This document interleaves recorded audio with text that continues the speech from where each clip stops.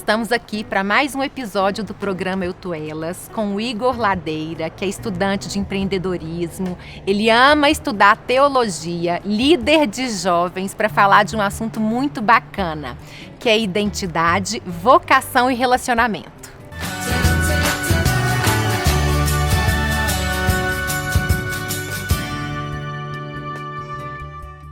Gente, esse tema a gente conversando um pouquinho antes de começar. Gente, cada coisa maravilhosa que o Igor trouxe aqui. E ele fala muito dos jovens, né? Por ser um líder de jovens, mas eu acho que é para todos nós. Nós temos muito a aprender com ele. E sejam bem-vindos, né, ao nosso canal. Seja bem-vindo, Igor. Honra, viu, ter você aqui conosco. Eu queria que você passasse um pouquinho aí para quem está do outro lado da câmera sobre esses 3 pilares, né, que você veio para falar, que é relacionamento, vocação e identidade. A identidade vem primeiro, né? Isso, a identidade vem primeiro. A gente precisa se conhecer, precisa saber quem nós somos, não é isso? Isso. Primeiramente, obrigado pelo convite. É um prazer estar aqui. E nós vemos claramente, né, isso, né, principalmente no meio, né, dos jovens, que eles, né, isso é até dados, estatísticas, pesquisas, que eles não sabem quem eles são, não sabem, né, o que fazer, né, da vida. E por último, né, a gente falou do relacionamento, quem vai estar com essa pessoa pro resto da vida. Essa escolha não é feita por propósito, né, status, às vezes vaidade. Então é um tema que eu me interessei bastante e eu tô no meio, eu tenho visto, e como a gente pode ver claramente, né, na Bíblia, esses 3 pilares, né, que sustentam uma vida plena, sabe? Então, eu achei super interessante, desculpa, Ju, super interessante, não só para os jovens, a gente às vezes custa entender quem nós somos. É verdade. E aí uma coisa vai trazendo mais dificuldade para outra, isso que você fala é muito legal. Para você entender o seu propósito, a sua vocação, você precisa primeiro saber qual é a sua identidade. Isso, né?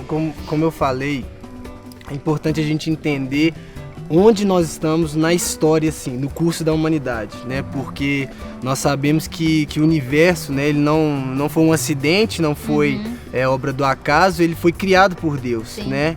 E quando Deus cria, eu gosto dessa palavra, ele orquestrou toda a realidade, porque ele não só cria as coisas, mas ele coloca cada coisa no seu devido lugar, como um arquiteto constrói a casa e coloca cada coisa em seu devido lugar.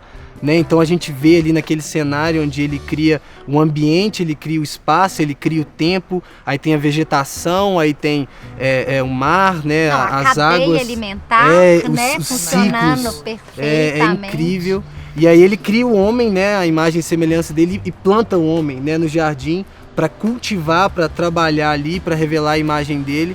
E ali tem aquele primeiro cenário, né, onde a gente vê ali um reino, é como se fosse um reinado, onde Deus é o rei, é o que governa, e tem a jurisdição, que é o jardim, e a legislação, que é, né, os princípios, as leis que sustentam aquele jardim, e nós somos os súditos. Então nós temos essa responsabilidade de cultivar, de guardar e de representar ele onde nós estamos. Que sabe? lindo!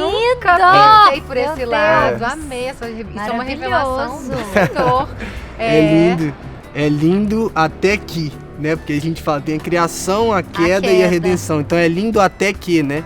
E o homem, ele vivia nesse relacionamento pleno com Deus, e onde ele teve o livre-arbítrio, né? Porque pra gente poder escolher, pra gente poder amar, a gente tem que ter outra opção. Sim. A opção de errar, de não escolher.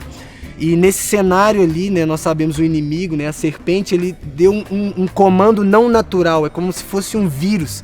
E ali o homem, quando ele cede àquela voz, aquele comando, ele passa a produzir uma cultura que não era de Deus, uma ideia que não era de Deus. E aquilo desordena, né, toda aquela peça de teatro que tinha ali. Era aquela plenitude ali e de repente foi quebrado. Por causa de uma ideia que o homem decidiu não reproduzir, e aquilo ali distorceu, né, toda a realidade. E aí hoje, né, não ficou assim, né, Deus não se perdeu na história. Por isso, né, a gente fala, né, que Deus enviou o seu Filho Jesus, né, por nós, porque como um sacrifício ele nos reconecta com Deus. Porque o problema de tudo foi senhorio, que a gente passou a servir, né, Romanos 1 fala, a coisas criadas em vez do Criador. É isso. Entendeu? Então a gente o problema era de senhoria, então ele nos reconecta com Deus. E aí, por meio de Cristo, a gente passa a reproduzir novamente, né, a cultura, a vontade de Deus na Terra. E isso ele quer para todas as áreas da nossa vida. Amém. Não só nós, mas Ele quer que por meio de nós tudo, né, sirva a Deus. Tudo, a ótica que a gente veja, né, veja a partir de Deus. Tem um cara que chama C.S. Lewis, né, vocês devem conhecer. Ele fala que eu creio em Deus como eu creio no sol, não porque eu posso ver o sol, mas que por meio do sol eu vejo todas as coisas. Olha que lindo. Então ele quer que a gente veja com as óticas, né, de Cristo, onde ele quer, segundo fala em Colossenses 1, tudo foi feito por ele e para ele, restaurar todas as coisas, né, voltar à essência, né, e isso é onde nós estamos, né, e isso tem tudo a ver com a vocação, porque a gente é plantado num local onde a gente vai produzir algo para a glória, para a honra e glória do Senhor, gente, né? O homem já foi plantado ali já com um propósito, né? Exatamente. E é o que muitas pessoas não entendem, né? Isso. A gente fala aqui muito sobre propósito, a gente sempre resgata esse termo aí, e que muitas vezes é só um termo, mas que cada um de nós tem um propósito. E aquela coisa, eu não trabalho para ter dinheiro ou para ter sucesso. Eu trabalho porque o que eu faço vai glorificar o nome do Senhor, né, Igor? Porque desde antes já existia, né, esse propósito para a minha vida.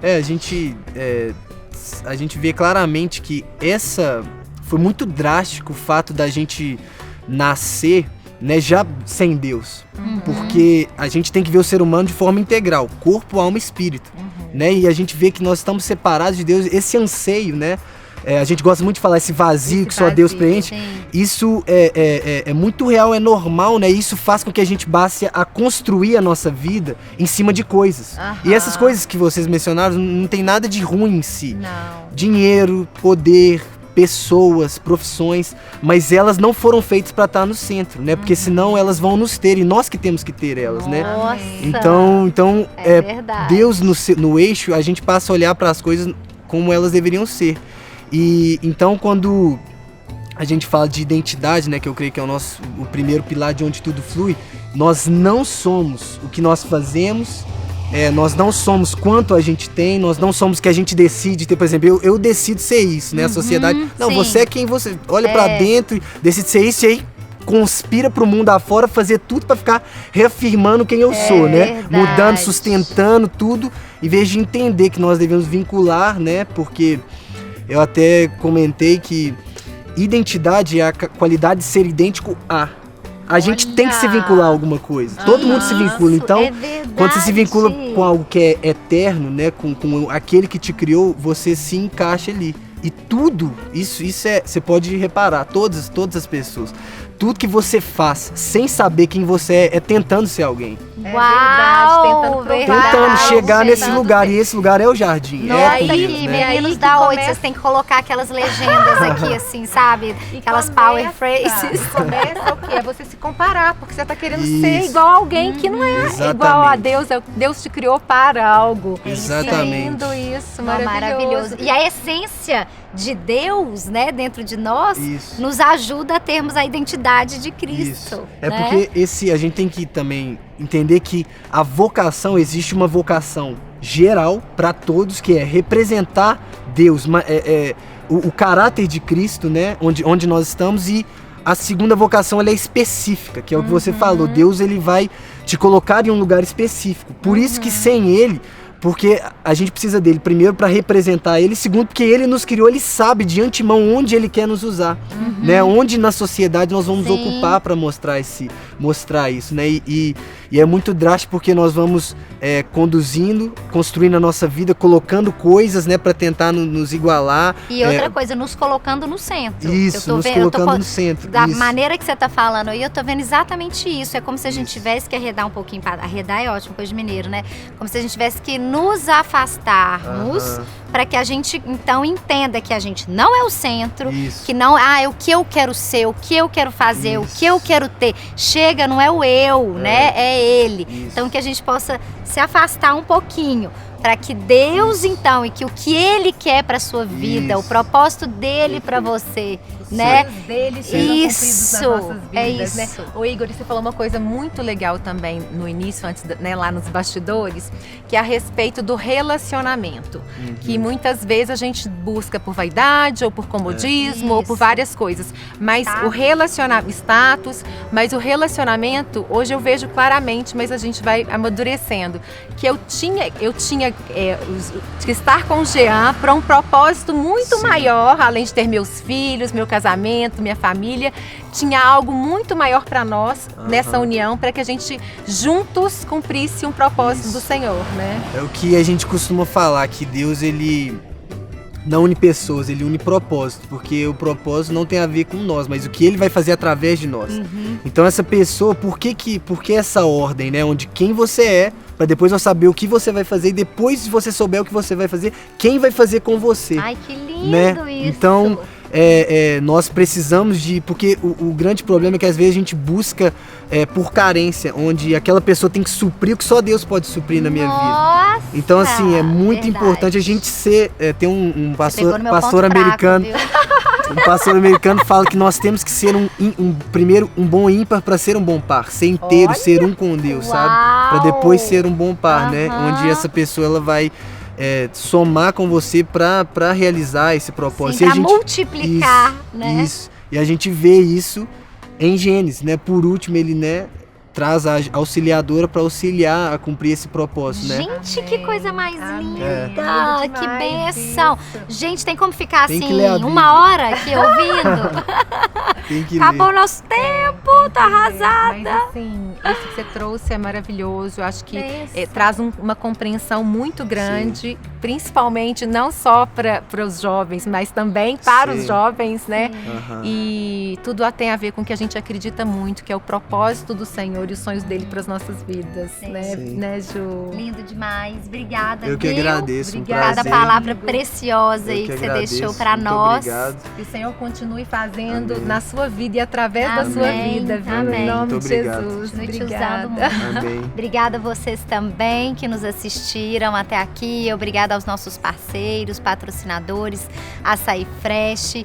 Obrigada também a Tweed que nos vestiu para esse episódio. E obrigada 8 Filmes, sempre aqui com a gente, né, nos dando o melhor suporte. Obrigada. Tchau, tchau.